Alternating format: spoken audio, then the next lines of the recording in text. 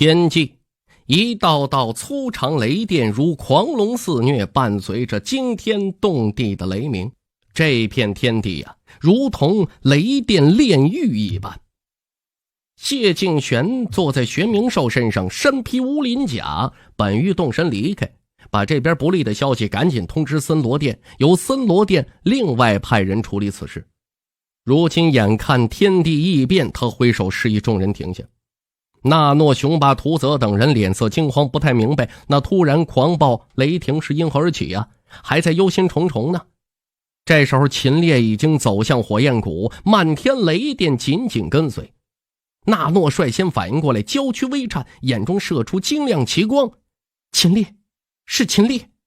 屠泽、雄霸也是神情一震，和森罗殿的战将们一起将视线凝聚在秦烈身上，看着他一步步走入山谷。焚烧狂烈的火焰似乎对他没造成什么影响，他竟然轻易地跨入山谷之内。在众人头顶苍穹暴躁扭动的天雷闪电从八方往山谷上方汇聚，粗如游龙的闪电蜿蜒扭动，银亮锁链迅猛地甩落下来。山谷之内旋即传来地动山摇的轰鸣。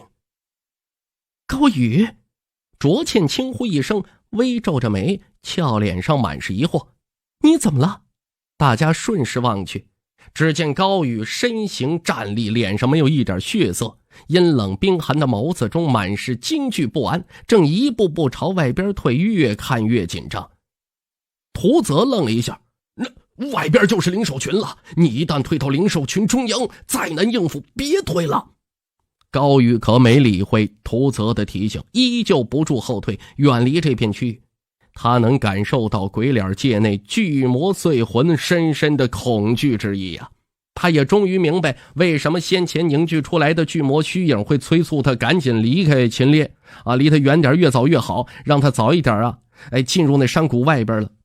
那巨魔残影极其害怕从九霄深处来的雷霆闪电，那天雷狂电恰恰就是巨魔残影的克星啊，能真正让其魂飞烟灭，一点残留的痕迹都不留下。天雷不迭的轰鸣声让高宇灵魂战栗，他本能地觉着恐惧。修炼九幽符魂路多年的他，灵魂异于常人呐。他渐渐明白，他灵魂对雷轰电闪非常忌惮，那从天而落的天雷闪电一旦不慎落在他的身上，他会遭受重创，因此甚至会魂飞魄散。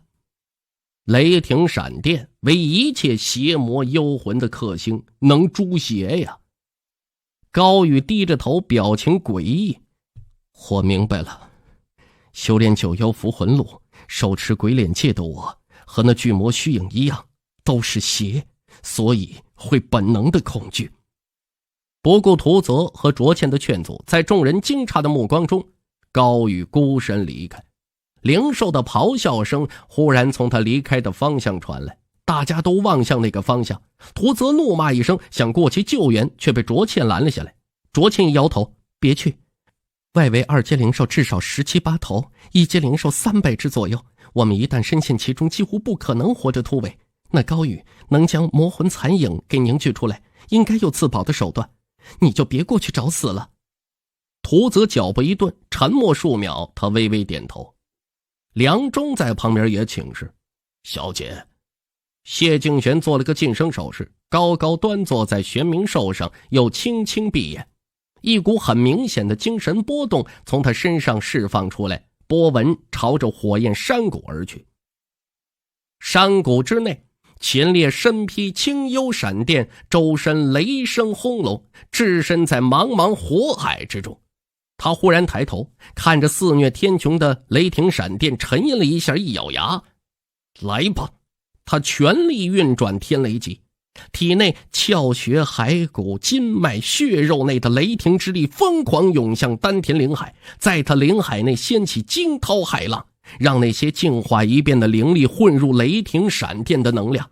被抽掉雷霆闪电的身体暴露在火焰山谷，如成了一个巨大的磁石，吸引着雷霆闪电没入的磁石。天雷圣体，原来天雷圣体形成的第一步，这最初始的阶段就要承受雷霆闪电的疯狂淬炼。秦烈脑海轰隆隆爆响，抬头望天，双眸电光炽烈，一道道雷霆闪电从云层深处闪现出来，聚集在秦烈头顶，如龙蛇急冲而来，直达他站在火海中的身躯。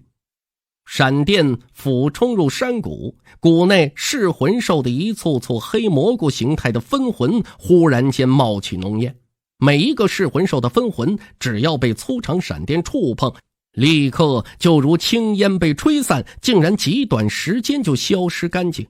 噬魂兽的本体感受到灵魂深处的痛楚，他被突然出现的天雷给吓得狂暴地嚎叫着，可他却不敢接近此刻的秦烈。秦烈周边的石柱被天雷接连粉碎，漫天石屑火花般的溅射，这8级离火阵又再次被破坏了。山谷外的雄霸他看不到里边的情况，他只能望着天，也不禁是满脸的惊讶呀。这东西那小子弄出来了，那云层深处那雷霆能毁天灭地，诛杀世间一切邪恶呀，他怎么能引动这么恐怖的力量啊？赤炎会的众人也都是惊愕欲绝，纷纷地看向燃烧的山谷。天际粗如人腰的炙热闪电至少有数百条之多，猛一看呢，如数百条粗长的电龙狂暴扭动，如要粉碎天地的雷轰声震荡在整个天地之间，让这片石林许多石柱纷纷炸裂。周边区域也是山崩地裂啊，石柱被雷轰之后瞬间化为齑粉消散，恐怖的天威让这一块所有人脸色苍白，如要面临末日来袭，让众人灵魂站立不安。因为那个秦烈吗？老天哪，他怎么可能引动漫天的雷霆呢？水月宗的小雀儿这时看向火焰山谷，娇躯颤抖不休。他太可怕了，这架势这动静，想要毁天灭地，比高宇弄出来那魔魂残影还要恐怖啊！纳诺脸色微寒，本来以为高宇已经够可怕了，没想到这个更夸张，真是一个比一个变态。纳诺心中暗下决定，以后绝不招惹秦烈和高宇，尽量和星云阁处好关系，免得被那俩怪胎给盯上，到最后再落得个魂飞魄散的下场啊！梁中脸色一沉，小姐，8级离火阵即将崩溃了。谢敬玄并未惊慌，相反，他眼中还凸显出一丝喜色。没事儿，那天雷闪电对噬魂兽毁灭打击要比离火有效得多。只要秦烈靠近噬魂兽，噬魂兽稍稍接近一点，那他就难避过这一劫了。像是听到他的话，站着不动的秦烈忽然迈步了，他朝噬魂兽走过去了。他走动间，周边不断有天雷轰落，有闪电隐没在他身体之中，他的脚步显得有些踉跄不稳，模样也有点狼狈。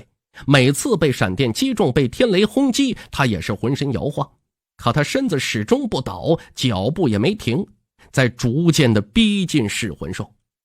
即将破阶成功的噬魂兽疯狂的嚎叫着，试图恐吓秦烈，让秦烈知难而退。然而秦烈呀，视而不见。2道粗如手臂的闪电突然落到噬魂兽那庞大如肉山的身躯上，他身上那疙疙瘩瘩的齐齐冒烟呢，他澎湃的生命波动明显衰减一分。